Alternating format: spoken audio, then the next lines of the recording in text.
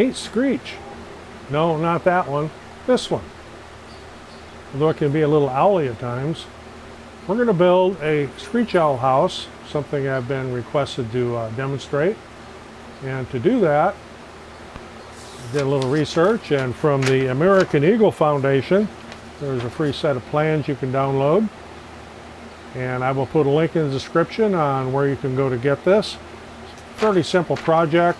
All you'll need is, wood-wise, is a 1 by 10 by 8, whether it be Western red cedar, which will last the longest, or pine. I have a pine board right here, and that's what we're going to use. We'll show you how this lays out.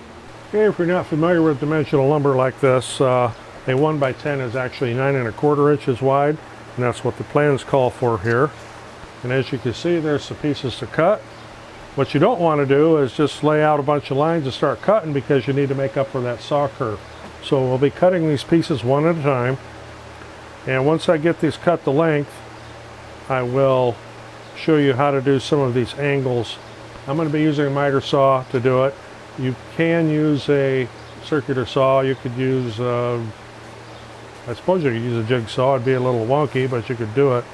Or you could even use a handsaw.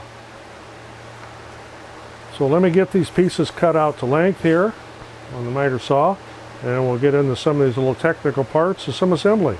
Okay, I've got all my pieces cut here. This is a floor, and you measure back 3/8 of an inch each way here.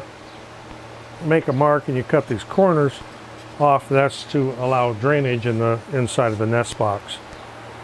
On the sides, this is 14, this is 16. If you're wondering what that angle is, it's 12 degrees. So if you're using a miter saw, set your miter to 12 degrees. You can get that cut, and it will come out where they're both the same. That's a good thing. Your only other angle is on the roof. You'll need to cut, as you can see here, and it's showing on here. You can measure back 1/4 inch and then make that cut at an angle. That is a 30-degree angle if you're using a miter saw or a protractor, or you need to set your circular saw to a certain angle. That's 30 degrees. So the next thing we need to do is do the layout on the front. This is the front right here. This would be the back. And we need to have a nest box hole, and it calls for a 3-inch hole. There's 2 different ways you can do that. You could either make a 3-inch circle, drill a hole and use a jigsaw and cut it out. Or if you happen to have a hole saw, you can use a hole saw. And I do believe I have a 3-inch hole saw, but I'm going to check here.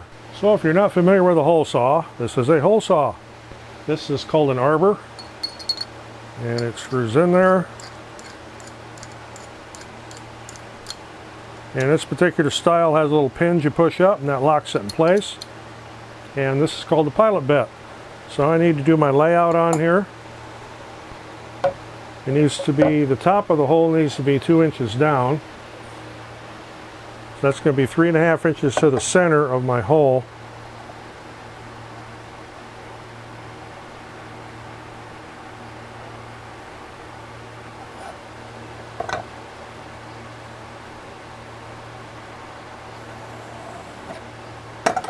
And then we need to center it this way.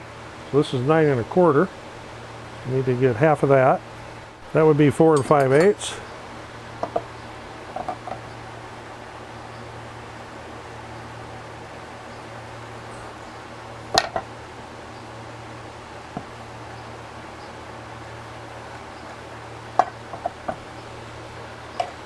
So right there is the center of where our hole needs to be. You could either use a hand drill, electric drill, or you can use a drill press. I'm going to use my drill press because I've already got a mess over there.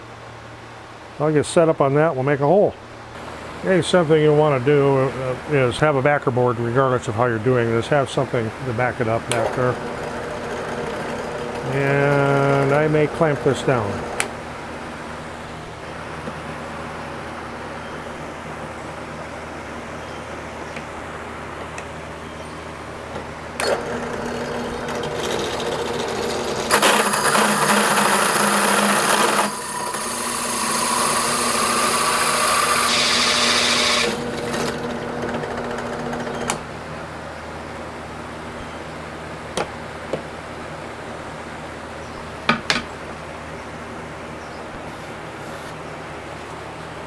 There's our entrance hole. Okay, before you assemble, I do suggest sanding everything. Get rid of any splinters or rough edges. Got a little bit of rough stuff on the back here. No blowout or anything, just a little bit rough. So I'm going to get everything sanded here. And I'm just going to use 80 grit to start, and I'll finish this up with 220, or 120 rather. If you happen to have a router, you can also put a little bit of a round over in there so it's not quite so rough for the bird.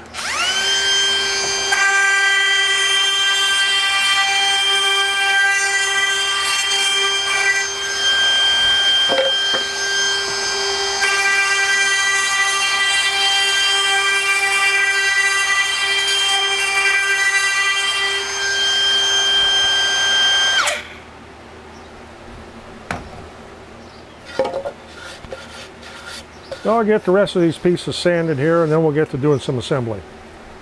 Okay, so where to start? Get the backboard here, figure out which side you want which. Doesn't really matter. And I'm going to come down 3 inches here. I'm going to make a line. That's going to be the top of my roof line right there. That way you'll have a place to mount this if you screw some holes up there. And you have space at the bottom to do the same.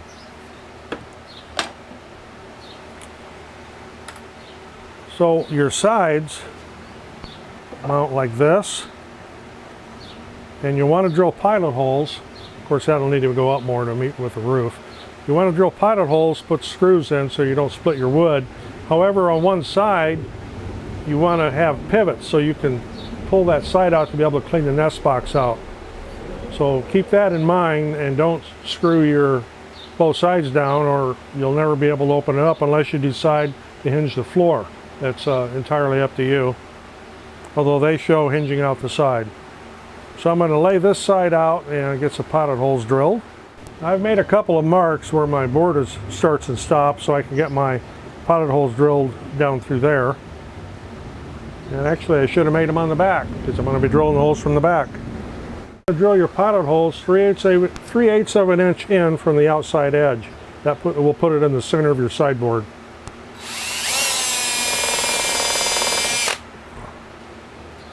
Now it's just a matter of screwing my sideboard on.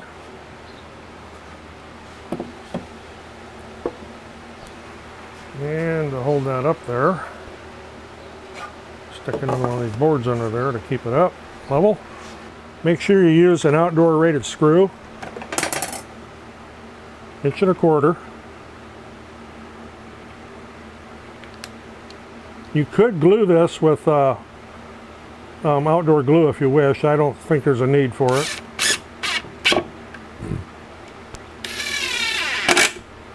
Next I'm going to lay out my roof piece here and drill some pilot holes for that and screw it on. And I may have misstated earlier, I may have said this was 30 degrees, this is 15 degrees. So as you can see, that fits right in there like so. We'll get some screws laid out, and I got some cupped wood here, but we can work around that.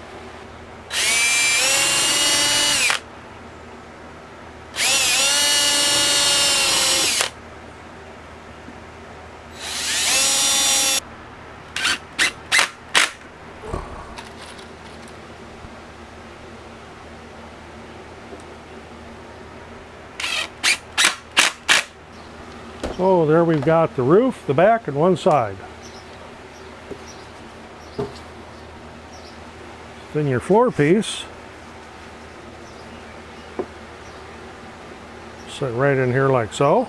So I need to drill some pilot holes on the other side of that, and then down the back of this.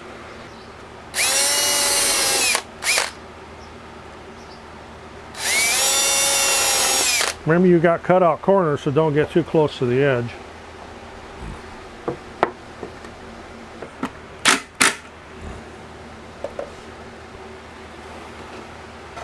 Now you see, to square this up here and do my layout on the back, drill some pilot holes across the back here. I made a little bit of a boo-boo. The floor goes on the bottom, but not on the inside. It actually goes down here. So my mistake there. I'm going to have to drill my pilot holes in here, then screw this up from the bottom. So I don't edit out my mistakes.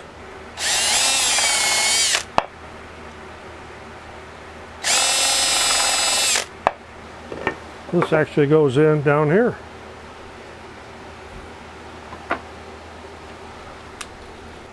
I'm getting my front edge flush because this board back here is cupped a little bit.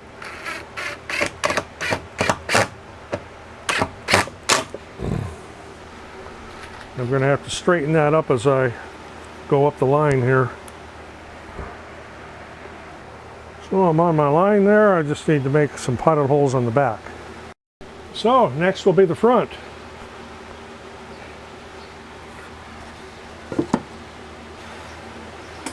Well, I wish that roof wasn't cupped so bad. I'm having to put a clamp on here. I got some wonky wood here with this being cupped. This piece of wood's been laying around the shop here for a long time. I don't remember what it was originally used for. It does have some holes in it.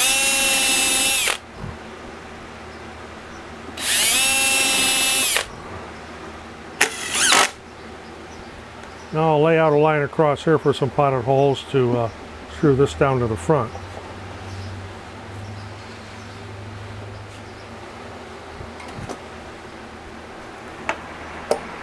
Happened to look up and notice that my camera battery went dead, so I don't know what we missed there. But we'll continue on with the assembly here. We'll get the other side here and make sure everything fits. This is the one that's going to pivot. And it should be just fine. I'll put my potted holes across here and screw the roof to the front.